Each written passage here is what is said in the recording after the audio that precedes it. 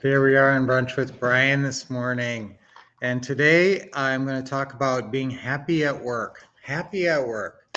Okay, so we all have things that we do for work, for jobs, for to make money. And sometimes you have other areas that are sort of like work. Like just cleaning the house and other things like that. So there's a level of work that you have with your real estate investing, and a lot of you have other jobs. So some of you have, you're pursuing your real estate investing, but you're also working at another job that sometimes might be frustrating, sometimes might be not exactly what you want to be doing. But there's always great value in work.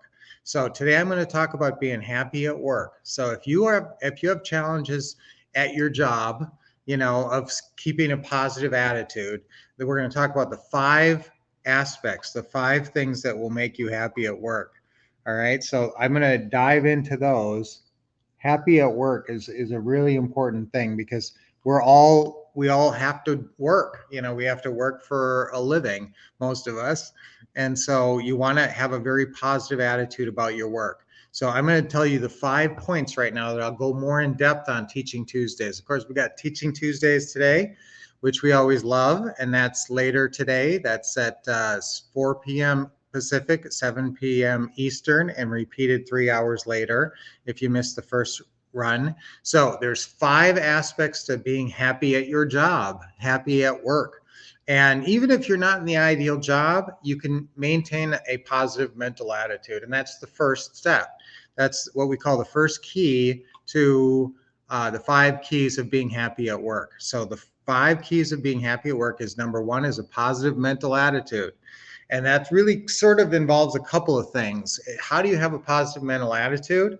A big part of it is purpose, having a purpose for your job. And even if it's just a purpose of I need a paycheck, okay? I mean, there's a purpose that you're working that job, and and you want to have the best attitude about it that you can. So having a sense of purpose about it, even if it's not your ideal job, it's a stepping stone to a better situation, and you're getting a paycheck. So there's good things about any job.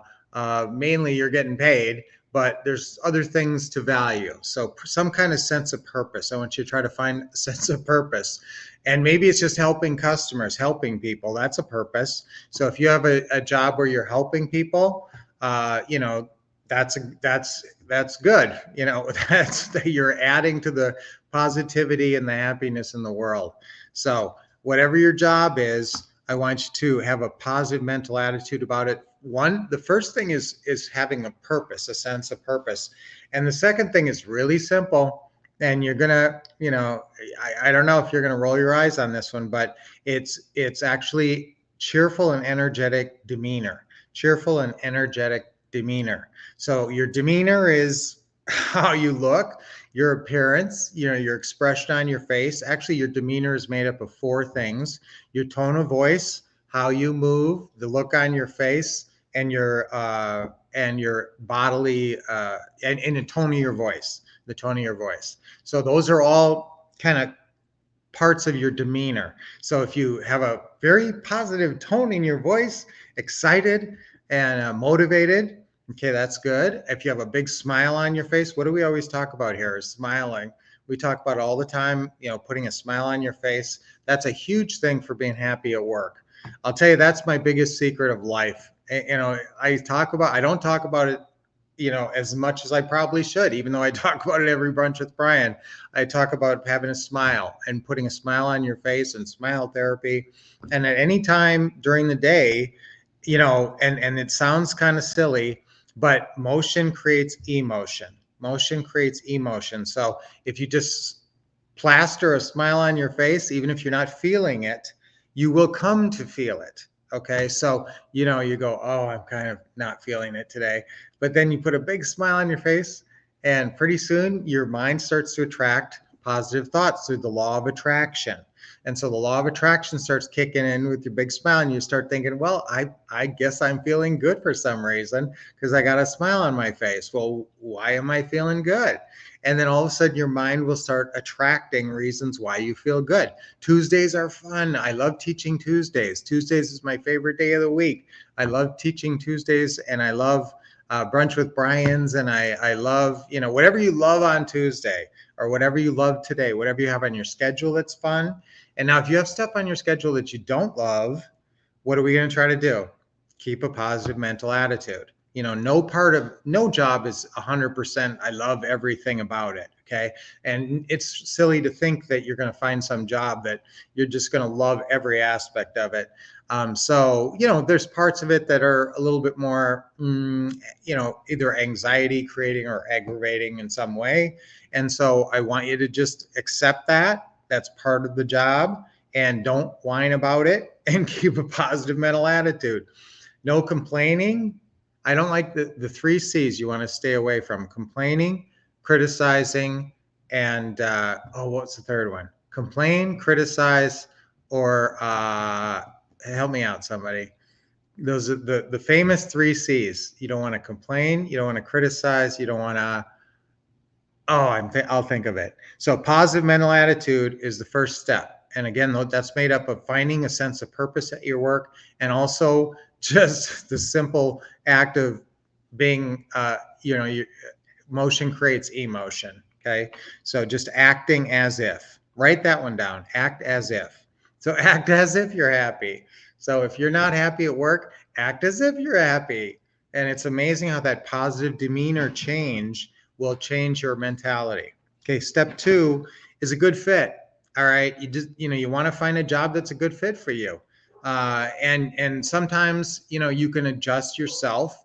You can change your own self if it's not a great fit. You can adapt. You can acquire skills. So is your job a good fit? I mean, what's your personality like? Does it match your personality? I'm going to go into that more in depth. What's a good fit and what makes a good fit? There's several components to that. There's actually 5 components to that. What makes a good fit? And that includes things like your training, your skills, your natural aptitudes. What are you naturally good at? What do you enjoy doing? That's a big part of it too. All right, so number 2 is a good fit. So number 1, again, being happy at work comes down to these 5 things. The first thing is what? It was a positive mental attitude. PMA, that used to be kind of popular in the 80s when I was coming up. PMA, yeah, positive mental attitude. So keep a PMA. Okay, number 2, a good fit. Like I said, the areas that breaks down in is your purpose, your traits, your skills, your training, and your experience. Do those things match up with your job, with your fit, okay, for your work? Number 3 is a professional approach. Okay, so whatever your job is, just keeping, doing it right, having a professional approach. There's a couple of factors in a professional approach, but one is just expectations. Expect yourself to do a good job, so expectations make a big part of your professional approach. Have high expectations, and time management. It's funny because so much of life comes down to time management. But if you want to be good at your job and you want to be happy at work, that involves some good time management. You need to make sure you're doing what you're supposed to be doing when you're supposed to be doing it, and getting stuff done. So time, that's important. So a professional approach. Number 4 is your coworker relationships. All right, now some of you guys, if more and more of us are working out in our homes by ourselves. So if you are a person who thrives off intimate relationships and being in a workspace where there's a lot of people around, and you really thrive off those relationships, then maybe whatever you're doing isn't the perfect fit. However, you can adapt again. So don't think that just because I'm not naturally inclined to do this, like let's say you're not naturally good at the phone. Well, I've seen students who are just awful on the phone in the beginning, and just when they get the right scripts, it just turns around. Just get the right scripts in front of them, let them practice it a few times, and all of a sudden they're great. So it's amazing how good you can be with the right scripts. So don't ever think, oh, gee, I'm not good at the phone. That's, not a good fit with me in real estate. No, get over yourself. Everybody's nervous about the phone in the beginning, and you will be very good on the phone. You're good on the phone when you're talking to your friends. So yeah, you'll be good on the phone. So again, coworker relationships though, do you get along? If you are in a location, and even if you're not, you're still working with people, you're still calling and talking to people at your job, you've got coworkers. So what are those relationships like? Are they positive? Are they uplifting? Or are they kind of negative? Do you feel like you're on the verge of being fired all the time because your boss has something against you? Those coworker relationships, not just your coworkers, but your boss, the authorities. How do you get along with management? Or are you management? How do you get along with your employees? Again, coworkers is up the scale, up the ladder, down the ladder, anywhere on the ladder, anybody who works with you. So your coworker relationships are important, and you can improve those massively. You can take the time to have much better relationships from your coworkers. Even if you work on a remote location, you can call to whoever your supervisor is or something, and talk a little bit and build a little bit stronger relationship. So remember, it doesn't have to be perfect going in. You can fix all these things. So any individual job can be adjusted to uh, keep you happy at work, even if you're doing something you don't love right now. All right. And number 5 is customer interactions. Okay. Do you have positive customer interactions? Do you feel good? Are they respectful? Do your customers respect you? Do you respect your customers? Are they successful? Are you what's your desired outcome with a customer? If you're in the real estate game, your desired outcome is a closed deal. Them saying yes, and you either buying their house or selling them a house. So that's obviously a success in that. But I want you to look at your customer relationships and see customer interactions and see, are they generally positive? Do you enjoy them? Or do you not look forward to talking to customers? If you don't look forward to talking to customers or interacting with customers, you need to get back to number 1, positive mental attitude. We need to make some adjustments in your brain. All right, so those are the 5 uh, keys to being happy at work. All right, so we're going to go over those today on Teaching Tuesdays, but I want you to write those down. And you're not going to miss Teaching Tuesday, but I want you to have these in your mind anyway. Number 1, PMA, positive mental attitude. Number 2, a good fit. It should, hopefully the job meets some of your skill sets and some of your mental and emotional needs too, that you like the job in some way. That's a part of being a good fit, that you enjoy the work. Okay. Number 3 is a professional approach. That just means you trying to be good at your job. Don't mess around. Anything that's worth doing is worth doing well, and there's rewards in a job well done. So keep your approach professional and do a good job. And number 4, take advantage of training. That's another one under number 3, a professional approach. What do pros do? They take advantage of training. They keep getting training. They keep learning everything. Guys, nobody who has ever done learning. You should be learning. What do you do on Brunch with Brian for? You learning stuff. And so, learning never ends. So keep that as part of your approach to your work. Your professional approach is, I'm constantly learning and getting better at my job. Number 4 is your coworker relationships, and you can work on those. Those can be better. You could invite somebody from work over for dinner. Invite your boss over for dinner. There's things you can do to really improve your coworker relationships. Who do you like the best at work? Take the next step and ask them to do something outside work if you haven't done that. So your coworker relationships are important, and if you've got a social network through your work, that it's even outside of your work, so you hang out with your work friends, that's pretty cool. That's very helpful. That way your coworker relationships will be probably very strong, and you'll probably really enjoy the job a lot more. Happy at work, have good coworker relationships. I had a job I hated so much I didn't want to go until I started working next to this one guy who was hilarious. It was actually a summer job. I was working in an assembly plant. Guys, I can't even imagine my kids doing some of the jobs I did. They're such snowflakes now. I was working, it was a big warehouse, hot warehouse in the summer, not air conditioned. And I was screwing together beer signs. It was an assembly line. I had a pneumatic screwdriver. It was a hydraulic or whatever, and I would screw in the pneumatic, and I would screw in the 4 screws on this beer sign that said Lowenstein or Lowenbrow. It was Lowenbrow. That was popular back then. And so, that was all we did was, and I really didn't like the job until I was working next to a guy I loved, and he was just cracking me up all day. And I actually started looking forward to going to work. So again, even if it's not the favorite, your favorite tasks at work, you can find joy in your coworker relationships. And then number 5 is your customer interactions. I mean, sometimes you don't have customer interactions. Some people are more behind the scenes, but if you're behind the scenes like that, I want you to develop some sense of your end customer. I mean, okay, I could have thought about, all these nice bars all around America are going to have these cool beer signs, I guess, so I mean, there's joy, there's some kind of meaning to be found in your work. And even if there's not customer interactions, I want you to think about your end customer of whatever you're creating. If you're part of creating, a product like a car, what if you work on the line in Detroit and you're part of putting a car together? How do you be happy at work? Well, that's really dependent on that job would be very dependent on coworker relationships, getting along with everybody at the plant and, putting a smile on your face. Hey, Joe. Hey, Mike, how you doing?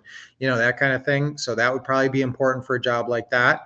And a sense of purpose, and a sense of like, I'm making cars, I like Acuras or whatever you're building, whatever kind of car you're putting together. Fords. I love the Ford 150 and I'm on the line putting it together. That could be, you might think that's not a great job, but that's an important job. And that's, a pretty significant job and probably good paying. So whatever you're doing, there's ways to be happier at work. And we're going to go more in depth on those 5 today on Teaching Tuesday. That was fun. I love talking about happy at work. It really is very helpful because I want you guys to be happy at your jobs, even if you don't have a job you love right now. Morning, Linda. Hey, Caleb, my loyal bruncher. Good morning. Lacey, good morning. What do you got to say, Lacey? You did this last time. What? I did what last time? Okay, acting as if. Yes, acting as if is a good tip. Don't criticize, condemn, or complain. No, condemn isn't it, but it's a C word like that. Criticize, complain, or compare. Compare. That's it. Don't compare, criticize, or complain. Now that's a bad mind. If you want to have an unpositive mindset, remember we're talking about being happy at work, and part of that is a PMA, positive mental attitude. So those are the 3 C's to stay away from: comparing, criticizing, and complaining. So we don't complain. In fact, if you're ready to complain, to complain about something, what are you going to do? You're going to think up a compliment. Okay, that's another C, but a good positive C. So you're going to think up a compliment. Okay, so instead of criticizing, you're complimenting. Instead of complaining, you could be complimenting too. So no criticizing, complaining, or comparing. Okay, because comparing just is a dead end for sure. Because it's not what you want to be doing. Okay, so let's see. Who else? Yes. So guys, that's the other one. Condemn is good, but compare is the one that I remember. Caleb, I knew you'd get it. Hey, that's funny, Lacey. Guys, I like it when you talk to each other. It's nice because we're a community, right? Good morning. PMA, yes, positive mental attitude.